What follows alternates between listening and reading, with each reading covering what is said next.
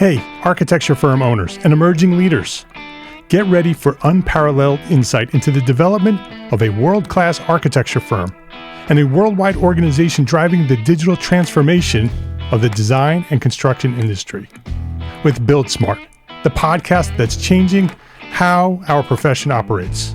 We share the incredible stories behind innovation in the building industry with my friend and co-host, Patrick McLeamy, FAIA, former CEO of the international architecture firm, HOK. You know, Yamasaki's office or firm lasted during his lifetime. And when he passed away, I think that was the end of the Yamasaki office. Helmut did not want that. He wanted a firm that would live out and grow beyond the founders. In Season 1, discover the untold stories behind HOK's meteoric rise, from 150 employees in St. Louis to a powerhouse with over 1,900 staff members and 27 offices worldwide. You know, they weren't as polite as the Kojima people. That was just boom. And anytime you have a creditor, whether it's Kojima or the bank, that wants their money, unless you can raise money someplace else, you are out of business. Bankrupt. And hold on tight for Season 2, where Patrick takes us on a new adventure as chairman of Building Smart International, shaping the future of digital transformation in the design, construction, and operation of built assets. Ian Howell, Ken Harold, and I, Ken was my technical representative from HOK. The three of us took a tour of Europe of 5 cities in 5 days. Very busy time. Simply follow the link in the show notes to subscribe to Build Smart now and uncover lessons that will transform you and your architecture firm.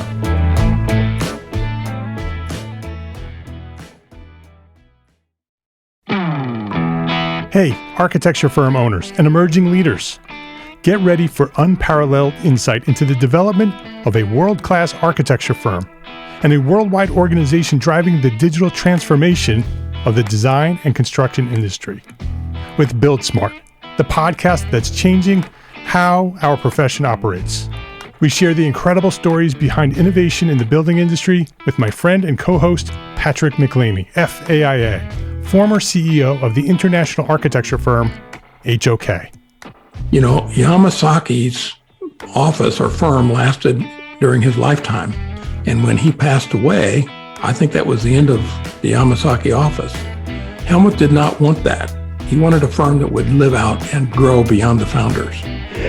In Season 1, discover the untold stories behind HOK's meteoric rise, from 150 employees in St. Louis to a powerhouse with over 1,900 staff members and 27 offices worldwide. You know, they weren't as polite as the Kojima people. That was just boom. And anytime you have a creditor, whether it's Kojima or the bank, that wants their money, unless you can raise money someplace else, you are out of business. Bankrupt. And hold on tight for Season 2, where Patrick takes us on a new adventure as chairman of Building Smart International, shaping the future of digital transformation in the design, construction, and operation of built assets. Ian Howell, Ken Harold, and I, Ken was my technical representative from HOK. The three of us took a tour of Europe of 5 cities in 5 days. Very busy time. Simply follow the link in the show notes to subscribe to Build Smart now and uncover lessons that will transform you and your architecture firm.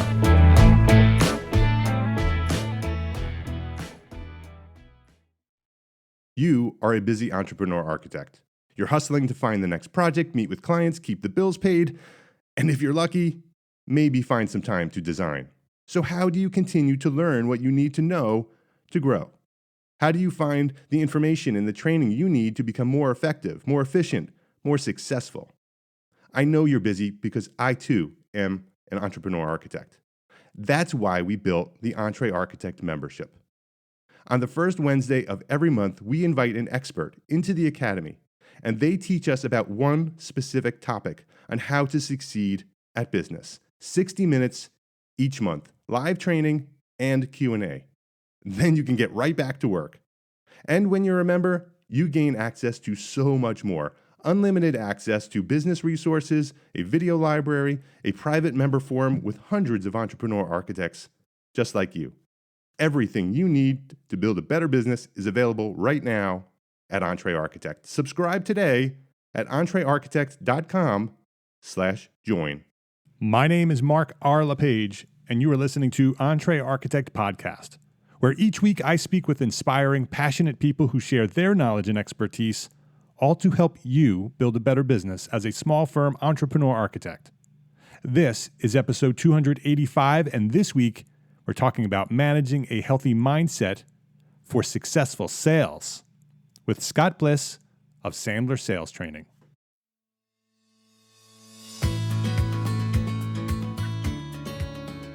This episode of EntreArchitect Podcast is supported by our platform sponsors, ARCAT, the online resource delivering quality building material information, CAD details, BIM, specifications, and so much more at arcat.com.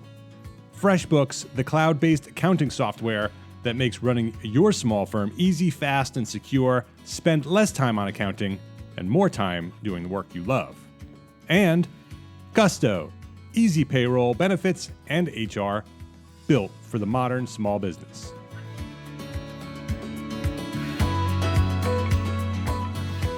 Scott Bliss, welcome to EntreArchitect Podcast. Thank you, Mark. Glad to be here. It's great to have you here, Scott. Scott Bliss is an award-winning and certified Sandler trainer and is recognized as a business development expert specializing in executive sales consulting and sales productivity training. Scott is a dynamic, enthusiastic speaker who informs, entertains, and motivates presidents, CEOs, sales leaders, sales professionals, everybody who needs some information about sales. In 2016, Scott founded Maximum Performance Management, LLC, and authorized Sandler Training Center. Scott has helped many executives, managers, and sales professionals triumph over the challenges that inhibit their success and take their sales to the next level. With 250 offices worldwide, Sandler is the global leader in sales and sales management training. So, Scott, I just shared a little tidbit about who you are and what you do. It is tradition here at the EntreArchitect Podcast to dive a little bit deeper into our guests' origins. Share a little bit about your origin story. Where did you discover your passion for what you do today? And give us a little story about that point to where you are today. Absolutely. Thanks, Mark. So I spent 25 plus years in sales, both as a bag-carrying sales representative and account executive, through sales management, through vice president of sales opportunities throughout my career, always working for either small to mid-sized companies or very large corporations. And I spent the last 13 years of my corporate career working for Fortune 500 companies that spent a lot of money on different sales training programs for the sales force. And that's where I found my passion. I really was like a sponge, and all these techniques and behaviors and attitudes that were taught to us, I really saw how they benefited not only my own efforts, but the efforts of my team. And I got to a point where I started enjoying teaching how to sell just as much and getting just as much of a kick out of that versus bringing in revenue for our organizations. And I wanted to combine my passions of teaching, helping others be successful, and becoming an entrepreneur and owning my own business. And Sandler Training gave me that opportunity to do both. Can you talk a little bit about Sandler? We've had Sandler trainers on before. Rochelle Carrington was on a couple years ago, actually. That was episode 112, How to Face Your Fear of Selling. Can you talk a little bit about Sandler and what Sandler is and how it works? Absolutely. Rochelle's great. I know her very well. She's actually a coach of mine. I speak with her every couple of weeks, and while she's no longer in her Sandler business, she does work with many Sandler people like myself. So, you know, I told you I had the luxury of being put in front of several different training programs throughout my corporate career. And when I made my decision to literally buy my own business, after interviewing with Sandler and taking their classes and learning their program, I really felt like their not only their materials were second to none, but their delivery methods, the way they go about doing it, and most sales training companies out there focus on the latest and greatest sales techniques. Right. The latest closing techniques, Sales Ninja, right? The alternate choice close and different types of closing techniques. And what Sandler does is they're really the only company out there that I know of that focuses not only on great techniques, but the right attitude and mindset and the right behavioral plan. So I can give you an example, and I can tell you techniques are great. Sandler techniques are great as well, but they will only work for so long. They will only work for as long as you believe that they're working and that you practice them and that you commit to them. So the psychology behind it and the mindset that you develop when utilizing these techniques is really a huge proponent of the system. Yeah, let's talk about mindset a little bit. My friend Paul Rugarber introduced us. Paul and I went to school together. We're longtime friends. He's also one of the facilitators in our membership, the EntreArchitect membership. And you're working with Paul with his business and doing some of the helping him succeed with his business, and he's doing a great job over there. And I know Paul very well, and Paul's a mindset guy. He loves mindset. And I'm sure that's a big piece of the reason he is so successful. Can you talk about that idea from a Sandler point of view on how important that mindset is and what type of mindset, and maybe some ideas on how people who are not in this, I think a lot of architects are afraid to even go there with sales. And so there's a mindset shift they need to make, right? Yeah, no, absolutely. Because, to many industries, sales may be a dirty word, right? Oh no, what's this person going to try and sell me now? What Jedi mind trick are they going to do on me? And really, ultimately, the Sandler mindset is that of this: is we're not trying to sell you anything. What we're trying to do is uncover a pain that you have or a need that you have, and offer a solution to your need and nothing else. We're not trying to upsell you. We're not trying to sell you something that you don't need. We're not trying to sell you add-ons. We're trying to solve your problem, solve your pain. And that's the first step. So the mindset really is, it's okay, you don't have to look at yourself as a salesperson, but you do have to look at yourself as someone that has a lot to offer. And really equal business stature. Because why are people calling an architect? They want your knowledge. Right. They want something from you. They want your vision. They want your thoughts. They want your ideas. And most of the time, they're going to try and pull that out of you without paying you. Right. So you have to that have happens the all the mindset. time. Happens all the time. We have a word for that in Sandler. It's called unpaid consulting. So the mindset that you have to have is you're not an unpaid consultant. You have to have equal business stature. You're on the same level as your prospects, as the people you're speaking with. They want something from you. You're willing to give it to them, but before you give it to them, you have to get certain things from them. Their job is to gather as much information from you as possible for free, yet your job is to gather as much information as possible from them to make sure that the time you spend with them is worth your time, your effort, your resources. Right. So as architects, we should be going through a process of sales, that there should be something that we do right up front when that first initiation comes through, when your marketing system turns into your sales system, right? You've gotten that lead has decided to contact you. And at that moment, your sales system starts, right? The sales process starts. And so absolutely. We should be doing specific things and asking specific questions at that moment, whether that is an email that's coming in or whether it's a telephone call or even a text in these days where people are starting to contact us by text. And then after you have that pre-interview, however you do it, with that initial contact, then there's another step where you're setting up a meeting or you're doing something else after that. And then after that, there's a follow-up, right? So there's these three steps, these big pieces of a sales process. Can you maybe walk us through that first? Let's say it's a telephone call, and somebody gives us a call and says, "Okay, I'm a homeowner. I have a need for a new kitchen," and they have a specific idea of what they're looking for, and they're calling us. What are some things that we should be doing from a big picture with that initial phone call? Sure. Great question. I'm glad you asked. Typically, I think the main objective of a phone call, of talking to somebody on the phone, is to get enough information to figure out if it's worthwhile to make an appointment with that person. Because typically, you're not going to sell a job over the phone. Would you agree with that Absolutely. statement? Correct. Right. So the purpose of the phone call, that initial conversation, is to schedule an appointment.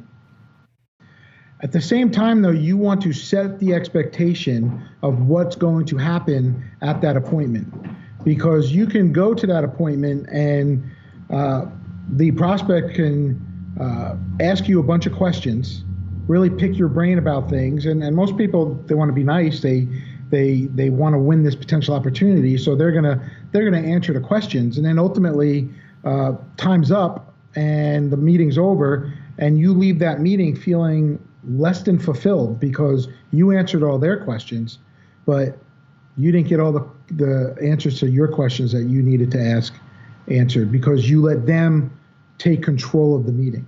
Yeah. So it's a job of the architect in this case to really take control of the meeting, of the entire process. You're still going to answer their questions, but before you just answer all their questions, you're going to make sure you set the tone. So I know Rochelle in the past did a little bit of training with some EntreArchitect folks on something called an upfront contract. That initial phone conversation is the best place to start utilizing the upfront contract. And the upfront contract typically has 5 elements to it. The first element is the time. So Mark, it's great to schedule an appointment with you, and I look forward to meeting you on Tuesday at 2:00. Typically, my meetings take about an hour, Mark. Is an hour good for you? Right. Yeah. Great. So at the meeting, you're going to have a lot of questions for me, such as the services we provide, what our process looks like, and what the architectural process is. And we'll be more than happy to answer those questions for you. I'm also going to have many questions for you, Mark. I'm going to want to know your vision, what you foresee, what you want to do. I might ask you some construction budget questions. I'm going to ask you if you already have a contractor that you're working with. I'm going to ask you if you're talking to any other architects. And the only thing I ask is at the end of our meeting, we decide together, Mark, if you're comfortable, if you think we're a good fit to continue the conversation and move on to the next step. Is that okay with you? Yeah, that's perfect. So you want to establish a time. You want to establish the services and the process that you're going to go through. So you're setting expectations essentially, right? So what this meeting is going to include. And then you want to set additional expectations of what you're going to be asking of them. That you acknowledge that they're going to be asking you questions. You want to also be able to ask them questions and give them a little bit of heads up that these are the things that we're going to talk about at this meeting. And set the expectation that at the end of that meeting, we'll probably have enough information to make a decision on whether we want to go to another step. Not necessarily a sale, right? But the next step, whatever that next step might be. That's very important. And so there's also, before we even get to this, right? You had said earlier that we want to make sure that it's in that initial phone call that it's even somebody that we want to have that meeting with. So right. the goal is to have the meeting, but to have the meeting with the right people, because you don't want to have meetings with people who are not really your ideal client. That's just a waste of time for everybody. And so is there a good way to ask the questions up front in that phone call to sort of filter out the people who are the right people to go down this path and the other people that you don't want to go through that process with? And if they're not the right people, how do you maneuver that? Because I think a lot of architects meet with people they're not supposed to meet with or shouldn't meet with because they're afraid to say, no, you're not the right client for us. Got it. So it's a mindset thing that they don't want to upset the client. Right. Conversely, when the client, or in this case the prospect, says to you, Mark, thanks for taking the hour to come and see me, and thank you for all the information. When my husband gets home later, we're going to sit down and discuss our next steps, and we'll get back to you. Right? And sometimes you may never hear back from that person. And the architect doesn't really think of himself as a salesperson, so they might say, you know what, if they're not calling me back, then I'm not going to call them. Right? And then basically you wasted that hour of your time, and you don't even have an outcome. Right. So, and reason being is you're not giving the prospect permission to tell you no if they don't think you're a good fit for them. Yeah, and that's important, right? That the idea of getting to know as soon as possible, if in fact the answer is going to be no at the end, right? You want to get to that no as soon as possible, and that sounds a little bit counterintuitive, right? That we're working to try to get to a no, or a yes. But you want if everybody in the room knows that the answer is going to be no, let's get to that no now, so we can both get on with our lives, right? Yeah, and you can set that expectation in the upfront contract. So remember, I said, at the end of the meeting, Mark, we can sit down and discuss if you think we're a good fit for one another. Right. And you can even add to that. And by the way, if you don't think we're a good fit, it's perfectly okay to let me know. You will not hurt my feelings. Yeah. What are your thoughts about referring other architects at that moment? Like if you go through that process and you don't feel it's a good fit, should you refer somebody else? If you know of somebody, you're performing a great service for that person. Absolutely. Right. Absolutely. Because you might find out in your qualification questions, your brief questions over the phone, you might say, well, tell me a little bit about what you're looking to do. Oh, well, we're looking to rip up the linoleum floors and replace it with tile. We're looking to put in some recessed lighting. We're replacing all the appliances. We may knock down a wall or two and expanding it a little bit. The kitchen is connected to the dining room, and we just want to make it one large kitchen. We don't really use the dining room. And at some point you might be saying to yourself, none of that is scary. All of that sounds simple. And you might want to use a technique that we call negative reverse selling, which is something we teach in our training classes. And you might say, based on what you just explained to me that you want to do,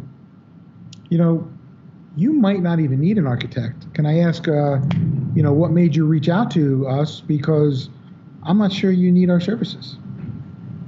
Right. Can you ever imagine yourself saying that? I mean, totally excusing yourself from the scenario because they might not need your services? Yeah. Yeah.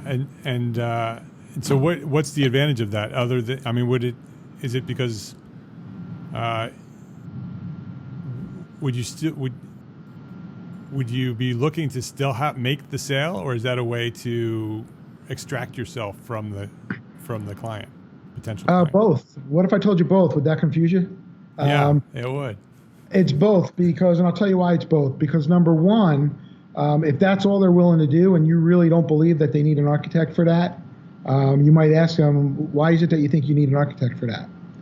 And whenever you ask somebody a question instead of just answering a question, we call that a reversing technique. Mm-hmm.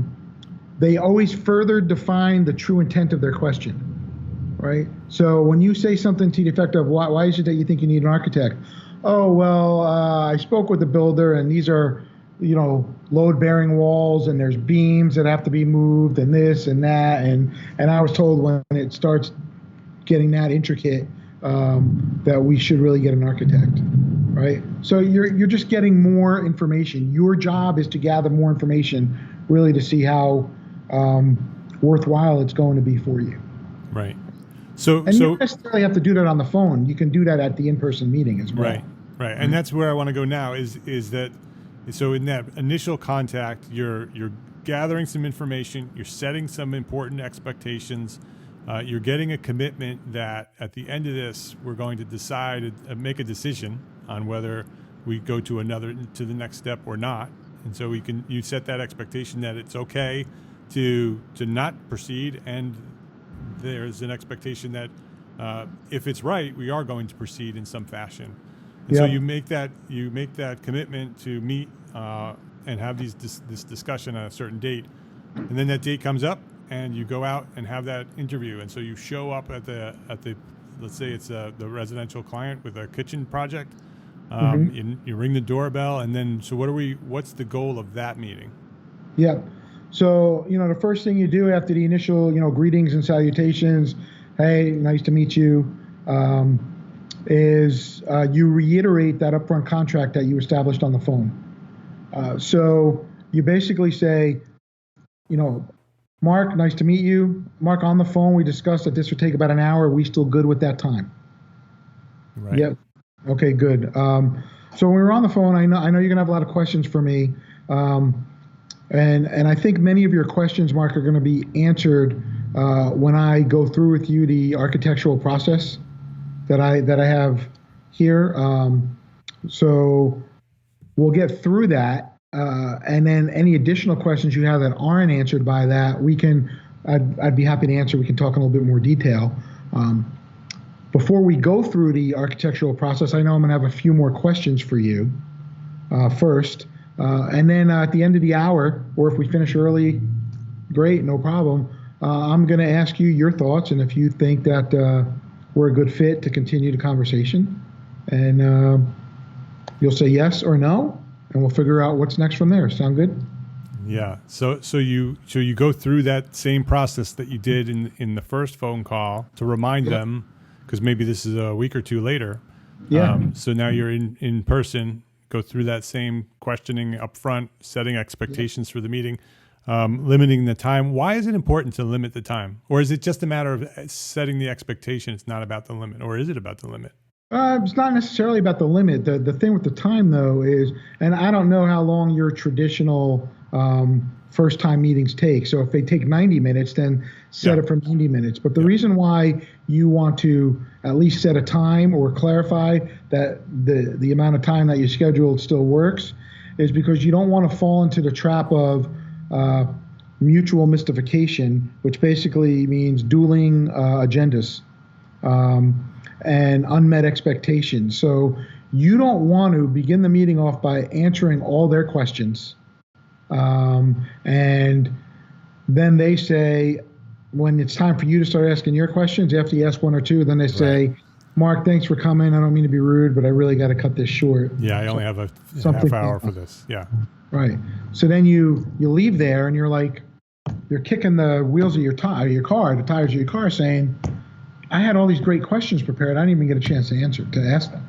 Right. Okay. So you're setting expectations again for both of you, for them, so they understand that this isn't going to be a 2-hour meeting, that I'm leaving in an hour, and so whatever questions we have, we need to fit them in that hour. But it also allows you to protect yourself, that you want to have enough time to go through the process for your sales process. There's no greater time to ask questions that you need answered while they still want something from you. They want something from you. They want your expertise. Ultimately, they either want your expertise or they want your pricing, because they want to be able to compare you to the next guy that they're going to talk to. Right. So they want something from you. So if you give it to them first, you may not get what you need. So before you give it, make sure you get what you need first, right? Because they're going to give it to you because they want something from you. Right. And so that's a good point to bring up money. So many architects don't like talking about money, and so they'll just wait until the very end, and they'll send a proposal with the amount on it, and they won't ever discuss it up front. When is the right time to bring up fee? Is there any discussion in that upfront contract that we should be talking about fees and expectations on fees, or are we waiting until we have that meeting? Yeah. Well, I don't necessarily know if you have enough information yet to talk about it on the phone, Right. because the purpose of the phone consultation really is to get in front of them. Okay. All right. So you want to get in front of them, and at some point during the conversation, after you find out exactly what their vision is, what their needs are, what they're looking for, you might not necessarily have to come with a pinpoint exact quote, Right. but you might want to give them a ballpark. Yeah. And, if they say, well, Mark, we've talked to a couple of builders, and we know that this is going to cost upwards of $500,000. Well, we're talking about a kitchen, right? So I don't know what a kitchen would cost. Let's say $100,000, right? Yeah. Yep. Typically architectural fees on top of that are, roughly $7 a square foot, $5 a square foot, whatever your price range is. So you might be able to say, Mark, typically you're probably looking at about $4,000 or $5,000 fee here for the architecture. Should we continue the conversation? Right. And so give them, so that's happening in this conversation, the upfront, it's not in the initial conversation. It's at the in-person meeting. And that's happening after you get your full scope. So you fully understand what the project is. Yeah. They understand the services you provide. Then you start talking a little bit about money in terms of ballparks, and basically say, okay, this is the range that this project could potentially could cost you. And that's important. And we do that. And we do it specifically for the reason you said. I want to make sure that again, I'm setting expectations. That's so important all the way through this process, that we're setting expectations, that I don't want to waste my time on the next step or preparing a proposal if the client is not prepared to pay the fees that we're going to propose. And it also sets the expectation for what the project is going to cost, because maybe they don't know what the project is going to cost. Yeah. And that might be the end of the conversation when you tell them how much it potentially could cost, because maybe they were thinking half of that. And if that's the case, well, I have to go and reconsider my whole project here. Yep. But also the fact that, and some of the preliminary questions that you might want to ask. And by the way, you should go into every meeting, and I'm sure most of your folks do this. You should go into every meeting with a notebook and a pen, and not only to take notes, but you should have your list of questions written down, because that shows you're prepared, number one. Number two, it makes sure that you get a chance to ask all those questions and you don't forget any, because they're written down right there. And some of the questions that you might ask is, have you ever dealt with an architect before? Have you ever had a project with an architect before? Yeah. And that's not an uncomfortable question to ask. When it starts getting uncomfortable, you might want to ask the question of, so for this project, have you met with any other architects? That's kind of like an uncomfortable question to ask, right? Yeah. But don't you want to know what their mindset is, what they're looking for? And if they may lie, because we know that prospects lie because they don't like to be sold. People like to buy. They like to use services. They want your services, but they don't want to be sold them. They want to make a decision to choose you and buy your services if they think it's a good fit. And so, but if you say, are you dealing with any other architects for this project? And if they say yes, you might want to then ask a question of, okay, when you choose the architect that you're going to move forward with, can you tell me a little bit about what you're looking for? What are the attributes that you're looking for in the architect that you choose to go with? Right. That's such an important question, and probably a question that many of us are not asking. Both of those questions. Are you talking to other architects? And if so, what are you looking for? What answers are you looking for? What attributes are you looking for? How will the right fit? How will you know the right fit when you see it or feel it? Yeah. What are the things that you're looking for in an architect? Those are great answers to have. And I would never, as the architect, I would never bring up price But when you ask that question, when you make your decision, what are the most important attributes? And if the client says, well, we're looking for somebody that we like, that we connect with, but, more importantly, we don't have a lot of extra money for this project, so price is very important. Yeah. And if you already know that you're not the cheapest, right? Do you ever hear the race to the bottom? Yeah, absolutely. Right? I don't want to win that race, do you? No. Right? So if you know that price is the biggest thing they're looking for, and you know you don't want to play in that market, and if it's price and price alone, you're not going to win, you may disqualify them.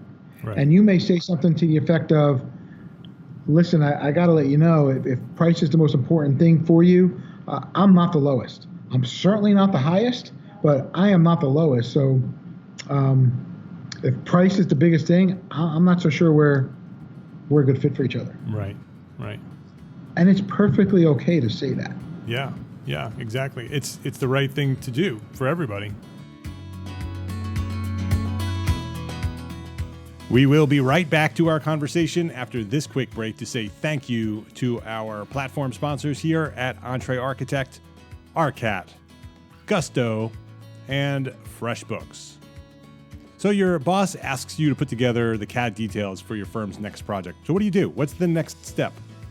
Is it using a basic internet search? Do you Google it and only to find out that there's a bunch of outdated or incompatible details available? Grabbing the details from your latest project, the last project, and hoping that they fit? Well, there is an easier, faster, less stressful way to get the information you need. Yes, it's our friends at ARCAT, arcat.com. ARCAT is the #1 most used website for finding building product information and has over 15,000 CAD details ready for you based on real manufacturers' products. They're not outdated. They're all up to date. They're all what you need. They are waiting for you to search for them and find them on ARCAT. Use their powerful search engine to find the right files for your project. And best of all, this is the best part, it's free. You don't even have to register. You don't even need to give them your email address. It's just there waiting for you. Go to arcat.com, that's ARCAT.com, and start building better content. So do you remember when you started your small firm? It was no small feat, right? It took lots of late nights, early mornings, and maybe even an occasional all-nighter. The bottom line is you've been insanely busy ever since. So why not make things a little bit easier? Well, our friends at FreshBooks has a solution for you. FreshBooks invoicing and accounting software is designed specifically for small business owners like us. It's simple, it's intuitive, and it keeps you way more organized than the dusty shoebox filled with crumpled receipts.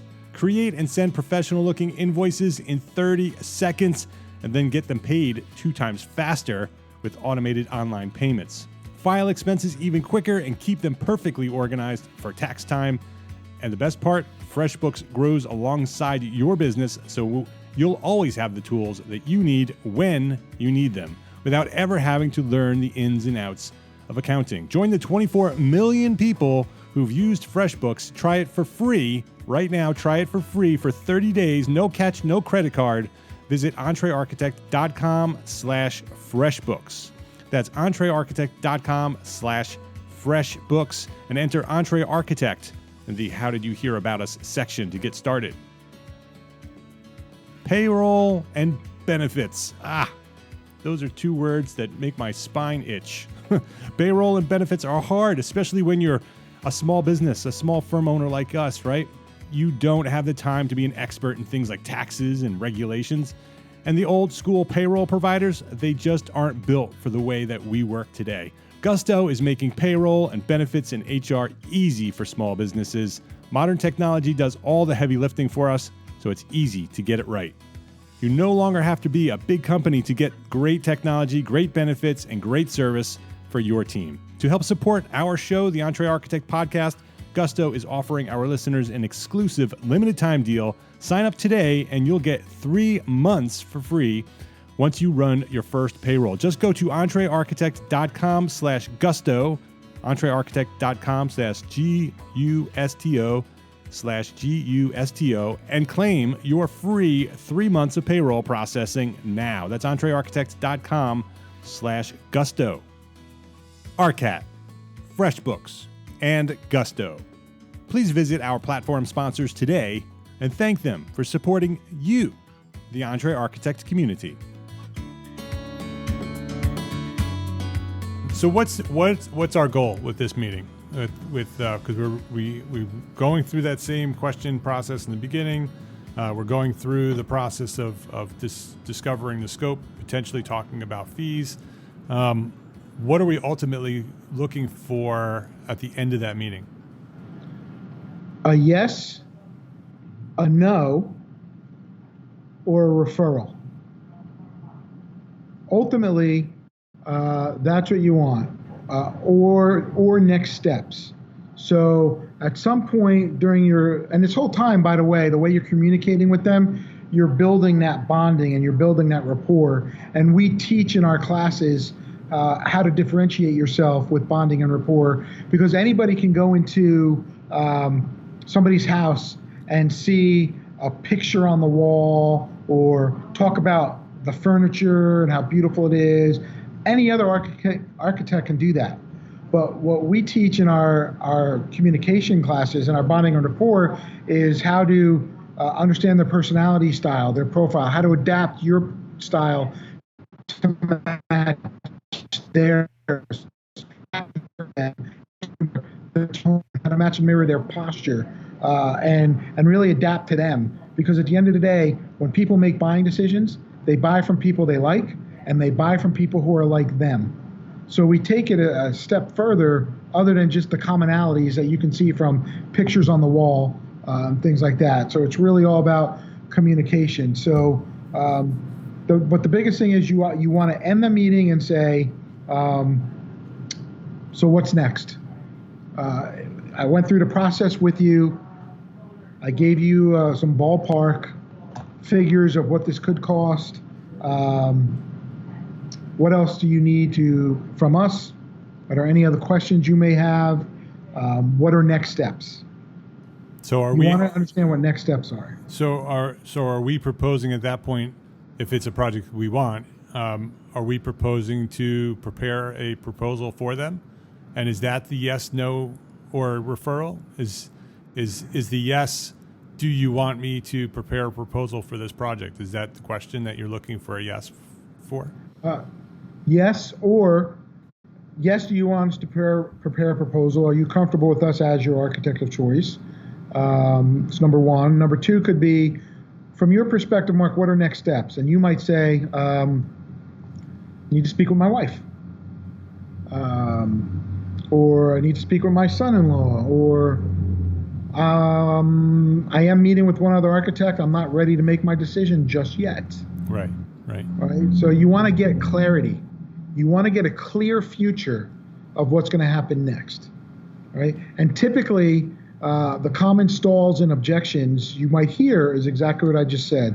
Need to talk to my wife, need to talk to my partner, need to talk to my kids, need to talk to the bank, right? I need to talk to my builder. I want to think about it, right? So you want to be able to deal with those common stalls and objections. And here's the most uncomfortable question you can probably ask. When somebody says, I need to think about it, or I need to talk to my wife, understood. Many people I deal with tell me that as well. Now, I'm not saying this is the case with you, Mark, but a lot of times when I hear that, usually it's a no, but you might feel bad telling me no because I just came out here and spent an hour with you. If that's the case, I certainly don't want to put words in your mouth, but if that's what you're thinking, it's perfectly okay to tell me no. You will not hurt my feelings.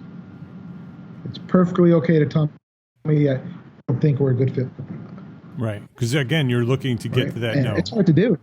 Right, if you want the no versus the weeks of waiting and the follow up and the oh my God, I really want that job. Hope I get it. Hope is not a strategy. Right.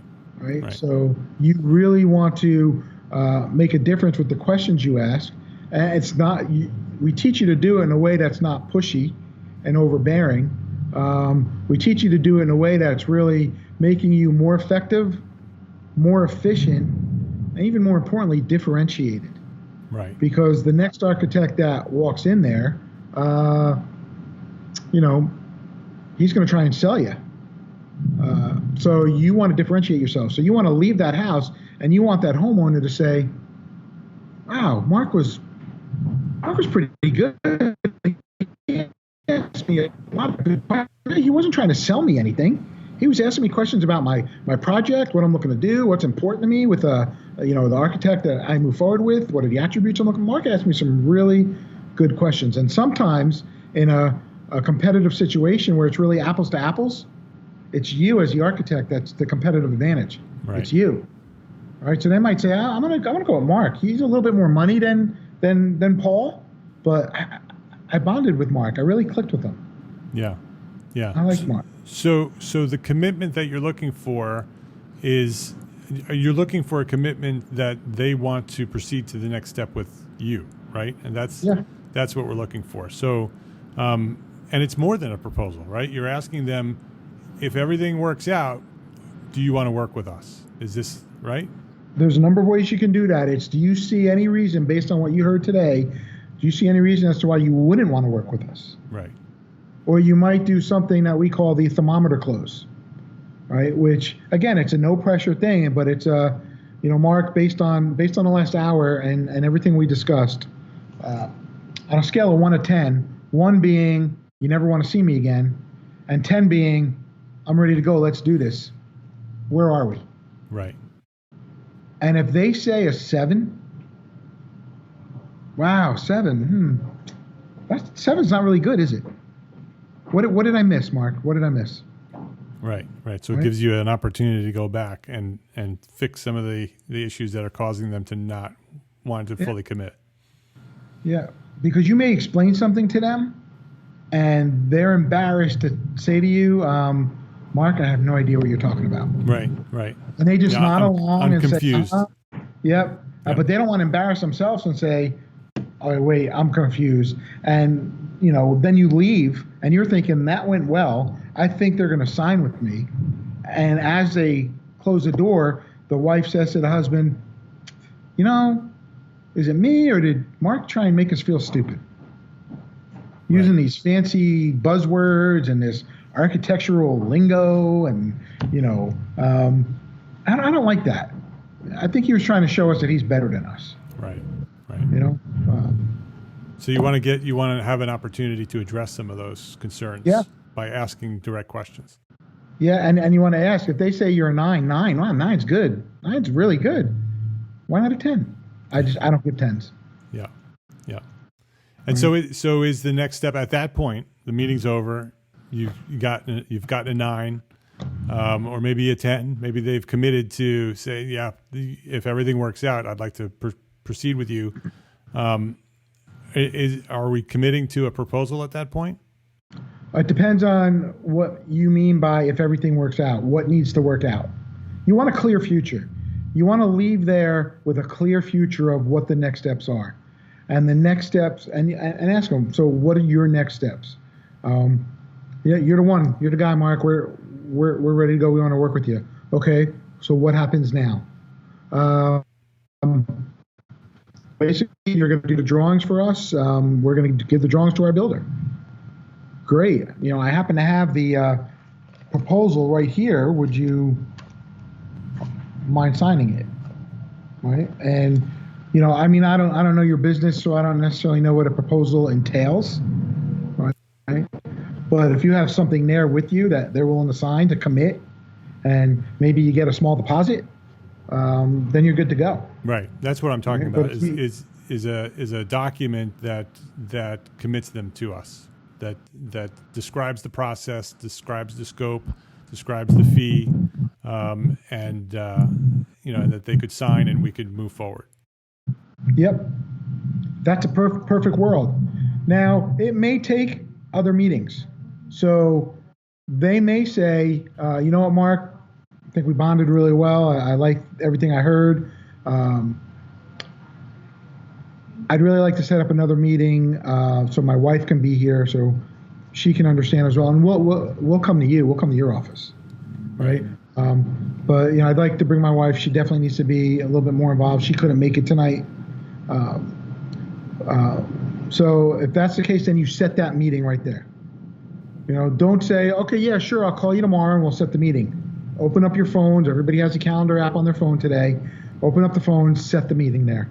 Don't leave there without the meeting being set. Yep. If you can get it set, right? But the other thing, a little trick, and it's not really a trick, but when you're setting your upfront contract on the phone with the initial call, and you're talking to the wife or you're talking to the husband, you might ask a question such as, so Mark, when you make your decision, obviously, to move forward, tell me a little bit about that decision process. Who else is involved in making the decision? Don't say, hey, Mark, are you the decision maker? Do you wear the pants in your family? Right. That may not go over so well. That might not go over so well. But say, tell me a little bit about your decision process. Who else is involved? And that might open the door for you to say, well, my wife. My wife, definitely involved. So you might even say then, Mark, does it make sense that when we schedule a meeting for me to come see you, that she's there as well? Right. Yep. Right. So that you can avoid that at the end where they can use that as an excuse to not proceed. Exactly. So if they do want to, if they're not ready to sign that document at the end of that meeting, and they prefer that you either leave it with them or send it to them later, how do you handle that? It depends what's in the document. Let's say it's a legal contract. It's basically it's the contract that binds them to you as their architect. Right, but there's nothing in there like as far as the ideas, the concept, anything like that. Typically if they're not ready and willing to sign it, then if they want to think about it, and if it's just a legalese, I don't necessarily see a big deal about leaving it. What I wouldn't leave is anything that talks about the scope of work. Anything that they can hold against you, anything that they can look at and then try and do the job without you, or anything that they can look at and give to the next guy that comes in and says, hey, we really like Mark's work, but he's really high priced. If you can beat his price and do this, we'll sign with you. Right. So you don't want to necessarily make their job easy. But at the same time, you're giving them the opportunity to, when you talk about ballpark figures, it's, what do you think about that? Did that just blow you away? So, definitely different questions that you can ask before you leave anything. So if you do leave the document there and you haven't yet signed it, what would be your suggestion for following up with that document? Yeah. How long should we let it sit? Should we be setting a second meeting, or are we doing something over a telephone? How do we get that final signature? Yeah, you want clear next steps from them. And again, it goes back to when you do the thermometer close and they say 7, they're not ready to sign anything. So I wouldn't even leave it. Right. Wouldn't even leave it. And you can even say that to the point of, wow, 7, that's very good. That's not very good. Right? I guess I probably shouldn't even leave this with you. It doesn't make sense to leave it with you. It doesn't sound like we're going to work together. Right? And the way I'm saying it right now is you might say, wow, oh my God, that's so brazen. I could never say that. And you wouldn't say it like that. You'd soften it. You'd use some techniques that we teach you, the song called the dummy curve or the Sandler sigh. We'd be like, yeah, I'm not sure, we're a good fit. If we're only got a 7, you want to struggle. You almost want to struggle a little bit. You want them to see you struggle. You're a little bit disappointed in your own process, in your own performance. That it's not about them, it's about you, and that you're a little disappointed with the fact that you're not the right fit for them. Yeah, but you'll also find out when you use a negative reverse cell, like, wow, a 7. It sounds like we're not a good fit for one another. And then you take the thing away, and then you say something to the effect of, well, if anything should change, please let me know. And then if they say like, oh, well, wait, where are you going? Well, I'm a 7. I mean, that's not good. Well, you're really a 9. I just don't want to tell you. I mean, Right. It's kind of like really getting to the point of when you take something away from somebody that they want, right, they're going to want it back and they're going to fight for it back. Yeah. Right? It's psychology. It's, wait a minute, what? They're going to fight for it back. So, but if I'm only 7, I got to, why do you need my contract if you're not ready to sign it and you're still talking to 2 or 3 other architects? Doesn't make sense that you need mine. Why would you need mine? Right. Right. So then you make the decision from that aspect.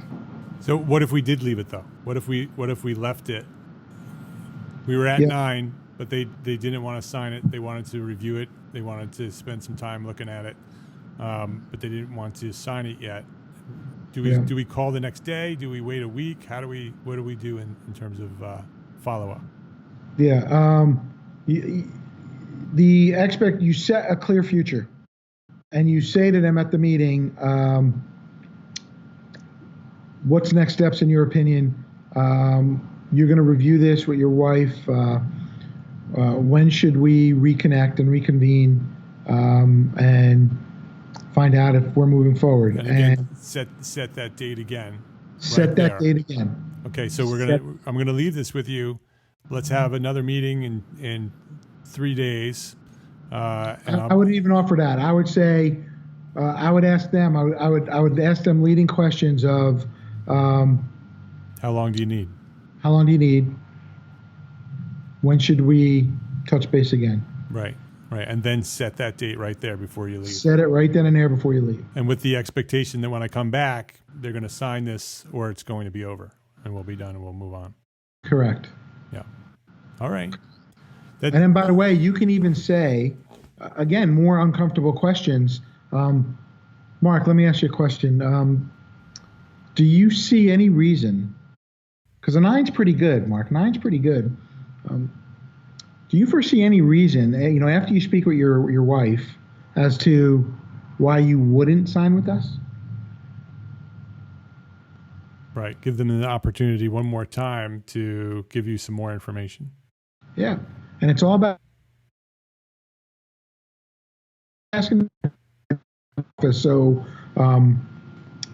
in your face, that looks like you're a pushy used car salesman, because you're not. That's the exact antithesis of what we teach. But we just teach you how to ask the right questions, but you're asking them in your style, your personality, your persona. Right. So when I'm doing this with you right now, I'm doing it in my persona, Bronx born, Jersey raised, Yeah. So, you're going to adopt these because maybe my persona isn't going to work well in North Carolina in the good old South. Yeah. I'm a Jersey boy though. So, yeah. So you're going to adopt these and adapt them to match your personality. We teach you how to do that. Right. All right, that's super helpful. I think we learned a lot about sales. I think architects, one of the toughest things about being an architect is the sales process. I know for myself, early on, I had everything down. The marketing system was figured out. I had a great productivity system. I got the drawings done, but I didn't have a sales system, and I didn't even realize I didn't have a sales system. Everybody knew who we were. I'd go to the meetings. I'd leave them with the proposal, and then I'd go back and I'd wait for the phone to ring. Yeah. And that was my sales process, right? Yeah. And then very early on, I learned that there was a process that you would need to go through, like we just went through, in order to encourage people to sign with you, that they're looking for you to ask them to sign with you. You're asking for the sale. You want that to happen. And this has been a great process that people can use to use for their firms and get some more work. Actually get some people to sign faster, more of the people that you really want to sign with you to sign. So I appreciate that, Scott. Before we wrap up, I want to ask you the question that I ask everybody here at the EntreArchitect podcast. What's one thing that a small firm architect can do today to build a better business for tomorrow? I think the biggest thing, it goes back to mindset.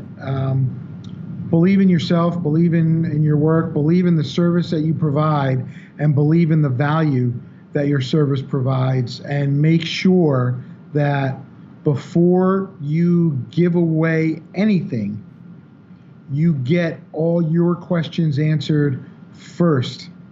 Because once you give away the goods, they're not as eager to answer all your questions. But if they want something from you, they're going to answer your questions until they get what they want. All right. Very good advice. The website is maximumperformance.sandler.com. And so, again, Scott is a Sandler sales trainer. You can hire him. You can go and go to maximumperformance.sandler.com and sign up with him for some training and some consulting. But if you're a member, Scott's going to be with us. This is a little preview to our expert training session on September 4th. We're going deeper. We're going to go through a sales process with all the members at EntreArchitect. So if you're not an EntreArchitect member, if you wanted to be at that expert training session, you need to join before September 4th. And you can do that at EntreArchitect.com/join, and you can sign up and join us for the expert training session. I'm looking forward to that, Scott. This conversation has been super interesting. I love talking about the process of marketing and the process of sales. I think it's so important that architects realize that there is a process, that there's a system that you need to go through. Whether it's a Sandler system or whether it's a system they create, it needs to be an intentional process that they go through to get the work that they need to get in order to proceed and be successful. So thanks for sharing your knowledge here today, Scott, at EntreArchitect Podcast. Thank you, Mark. Thanks for the time.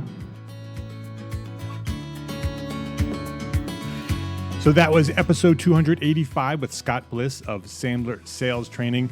I love talking about the mindset of sales because I think that's one of the things that many architects are struggling with is they don't want to be this slimy salesperson, but that's not what it's about, right? It's about making a commitment to the people that you're working with and making the world a better place through the work that you do and getting paid for it, right? And so this has been a great episode. If this is an episode that has resonated with you and you think that it might help some other architects, please share this episode. This is episode 285. The link to share is entrearchitect.com/episode 285. Please do that. Hey, and go check out our membership at entrearchitect.com/join. Every month we have a great expert trainer come in. Actually, Scott was one of our trainers. And every month we have 60-minute training that goes in depth on a specific topic with live Q&A. It's fantastic. We do that every month, and then you have access to the full archive, over 50 of these now, and so you can go and see all the different training sessions. Have access to pretty much anything that you need at this point. It's all there in the membership, entrearchitect.com/join. Plus, so much more over there. But the training is really the heart of that membership. So go check that out, entrearchitect.com/join. And if you are an entrepreneur architect who runs or owns your own small firm, then you are an Entre Architect. And I encourage you to go build a better business so you can be a better architect. Love, learn, and share. Thanks for listening. Have a great week.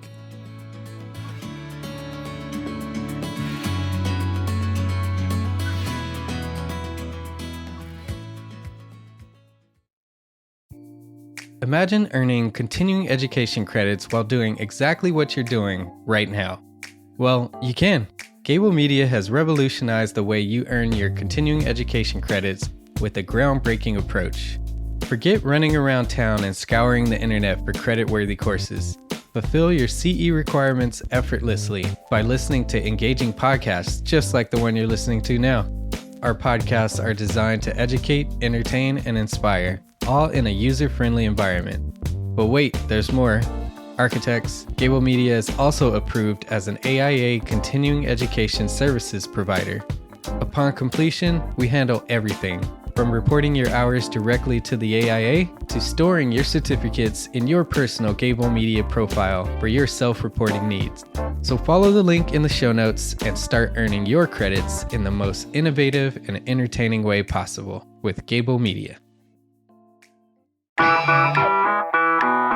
Attention architects and creative minds. Get ready to supercharge your brand with Build Your Brand, the podcast that's unlocking the secrets of branding success for creatives. Hey there, it's Mark Arlepage, founder of EntreArchitect, and I'm inviting you to join my friend, architect marketing expert Jeff Eccles at Build Your Brand podcast, where he explores the captivating stories of the world's top brands and transforms their lessons into powerful moves for small firm architects and creatives like you. In Season 1, Jeff shares the thrilling tale of Southwest Airlines, where he dissects their journey to the summit and distills it into strategies tailor-made for you. It's important to keep in mind that companies like Southwest compete in the real world, just like you, and face real-world challenges, just like you. You might be surprised at how similar those challenges are to the struggles that you grapple with on a day-to-day basis. Don't miss out on your blueprint for success. Subscribe, tune in, and let's build your brand together.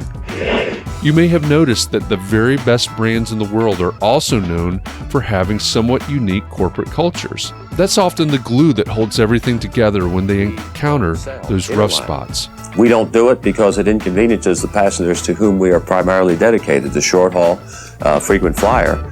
Follow the link in the show notes to subscribe to Build Your Brand today. Remember, no matter the size, the journey's the same. Your brand's journey to the top starts here.